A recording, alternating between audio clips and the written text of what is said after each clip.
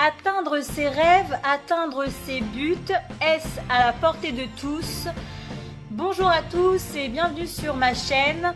Nous allons étudier aujourd'hui l'une des vidéos de notre prochaine série dédiée à un sujet qui me tient à cœur et que je trouve extrêmement important, que ce soit pour notre vie personnelle ou notre vie professionnelle. Et ce sujet, c'est la gestion du temps.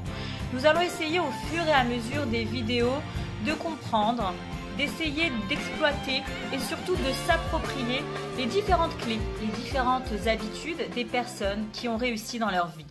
Vous serez d'accord avec moi si je vous dis que nous avons tous 24 heures dans une journée. Et pour autant, vous trouverez des personnes qui arrivent en l'espace de 24 heures à réaliser des choses extraordinaires, à allier leur vie de famille et leur vie professionnelle, qui arrivent à diriger une entreprise, aider les autres, diriger une association, être bénévole dans une association.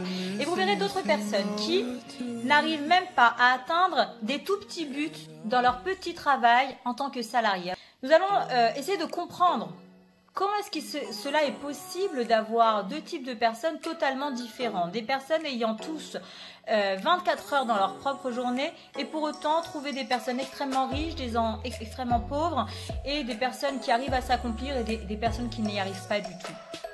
Nous allons étudier ce sujet qui selon moi est extrêmement important afin que vous puissiez accomplir vos rêves, accomplir vos buts et vous emmener dans des horizons auxquels vous n'auriez même pas rêvé. Alors si tout comme moi vous aimeriez mettre à profit les différentes clés, les différentes habitudes de ces personnes à succès, je vous invite à faire ce chemin avec moi, à faire ce voyage avec moi, à les découvrir et faire en sorte que leur exploitation nous permet non pas uniquement de les observer, mais également de se les approprier.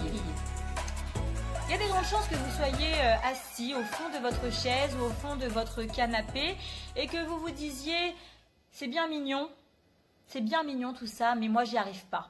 Je ne suis pas quelqu'un de productif, je ne suis pas quelqu'un qui arrive à aller au bout de mes rêves, à aller au bout de mes buts, je suis feignant, je suis quelqu'un qui procrastine sans cesse, je n'y arriverai pas. » Mais tout cela est faux.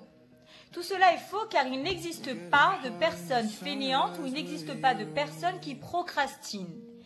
Et la preuve en est, c'est que si vous décidez que vous avez envie de réaliser telle ou telle chose, si c'est une chose que vous avez réellement envie de faire, si c'est quelque chose pour laquelle vous avez une flamme particulière, je peux vous assurer que ni vous serez feignant, ni vous procrastinerez. Qu'en réalité, la procrastination et la fainéantise, c'est une excuse lorsque l'on n'a pas envie d'accomplir une tâche particulière. Parce qu'on croit que dans notre vie, tout est agréable à faire, que dans notre travail, toutes les tâches sont agréables à réaliser. Or, c'est faux. Il y aura bien évidemment dans votre parcours, que ce soit votre parcours professionnel ou votre parcours personnel, des tâches que vous n'aurez pas envie d'accomplir. Personnellement, dans mon travail d'avocat, pour autant que j'adore ce métier, j'adore plaider, j'adore rédiger des conclusions, j'adore chercher de la jurisprudence, j'adore chercher la petite note qui va faire que mon dossier va prendre un autre angle, je peux vous assurer que des fois je me demande mais qu'est-ce que je fais dans ce boulot? Parce que revenir sans cesse à rédiger les mêmes conclusions, parce que être avocat, c'est pas seulement être en contact avec un client. Être avocat, c'est pas seulement plaider devant une juridiction. Être avocat, c'est pas seulement rédiger une assignation ou des conclusions. Être avocat, c'est également gérer un quotidien, gérer un cabinet, gérer un secrétariat, gérer les relations avec les tribunaux. C'est avoir à rédiger des assignations, avoir à revenir parfois une quinzaine de fois sur les mêmes conclusions parce que le dossier a été renvoyé maintes et maintes fois. C'est avoir à gérer un dossier qui peut durer entre 2 et 5 ans en fonction du chemin que l'on va prendre. C'est gérer des imprévus, c'est gérer des exécutions, gérer des huissiers, gérer des parties adverses parfois difficiles à gérer, gérer des clients compliqués. Il y a plein de tâches qui sont compliquées dans le métier d'avocat, il y a plein de tâches qui sont compliquées dans plein de métiers en réalité. Et en fait, le problème, c'est que nous regardons sur Internet, regardons sur Instagram, sur Facebook, la plus belle partie de l'iceberg que l'on souhaite bien vous montrer. Mais il faut savoir que ces personnes-là, en tout cas les personnes qui réussissent, ne sont pas arrivées en haut de leur empire comme ça du jour au lendemain. Ce qui est intéressant, c'est pas de regarder le résultat, Ce qui est intéressant, c'est de connaître le cheminement, de savoir comment ces personnes sont arrivées à ce but, à la réalisation de certains rêves. Ce qui est intéressant, c'est de voir des personnes qui sont arrivées au bout du chemin. C'est ça qui est intéressant, parce que c'est en regardant le cheminement, le chemin qui a été réalisé, que l'on peut finalement retrouver de l'espoir lorsque l'on n'en a plus, retrouver de l'espoir lorsqu'on pense que tout est terminé, et retrouver de l'espoir quand on pense que finalement, cette activité n'est pas la nôtre, cette activité n'est pas bonne pour nous. En réalité, il suffit de trouver un nouveau moyen de comprendre notre activité. Peut-être qu'il y a juste quelque chose à changer, quelque chose à modifier, avant même de pouvoir se dire c'est impossible pour nous. Alors, bien évidemment, je vais vous inviter à réfléchir à tous ces éléments, que ce soit dans votre vie personnelle ou que ce soit dans votre vie professionnelle. Est-ce que finalement, les difficultés que vous rencontrez, ce ne sont pas juste des couleuvres à avaler de temps en temps, ce ne sont pas juste des choses que l'on va dire, voilà, on est obligé de les faire pour que finalement on puisse bénéficier et profiter des belles choses que l'on peut découvrir dans notre métier, dans notre activité, dans notre vie de famille, dans notre vie de couple. Juste par exemple se dire que la meilleure manière de réussir, que la meilleure manière d'atteindre ses rêves et ses buts, c'est déjà de les définir de manière très claire, de savoir pourquoi est-ce qu'on se lève le matin. C'est certain que si vous vous levez le matin sans aucun but, sans aucun rêve à réaliser, il n'y a pas vraiment d'intérêt à se lever le matin, et j'ai même envie de vous conseiller de retourner dormir au fond de votre couette et de profiter des heures de sommeil qui vous restent.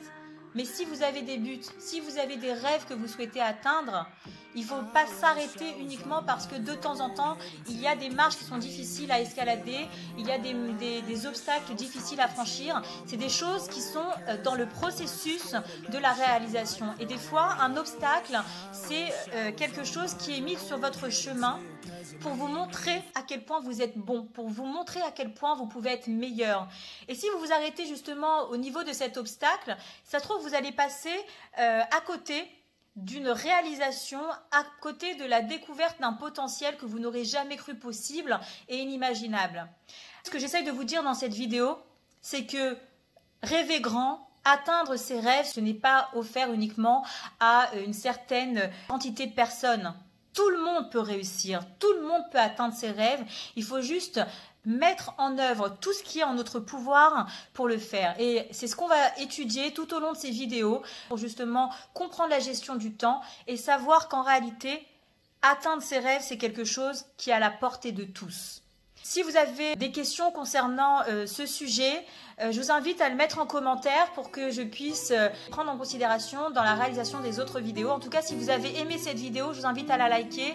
Si vous pensez que quelqu'un de votre entourage pourrait être intéressé par cette série de vidéos, je vous invite à la partager, vous abonner pour recevoir des notifications lorsque les prochaines vidéos sortiront. Mais en tout cas, le grand message que j'essaye de faire passer dans cette vidéo, c'est que réaliser ses rêves, réaliser ses buts, c'est quelque chose qui est à la portée de chacun de nous.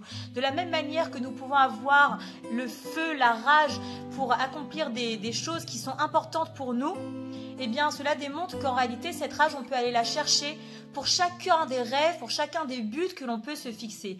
La seule chose qu'il faut, c'est définir nos buts et comme je l'avais expliqué dans une précédente vidéo, faire des contrats avec soi-même qui ne soient pas trop compliqués, parce que ce qui compte, ce n'est pas d'arriver loin, mais c'est surtout de ne pas abandonner le chemin. Ça veut dire que des fois, vous allez être face à des difficultés et au lieu d'abandonner, vous allez voir que c'est en surmontant ces difficultés que vous pourrez aller découvrir un potentiel que vous n'aurez jamais pu rêver atteindre.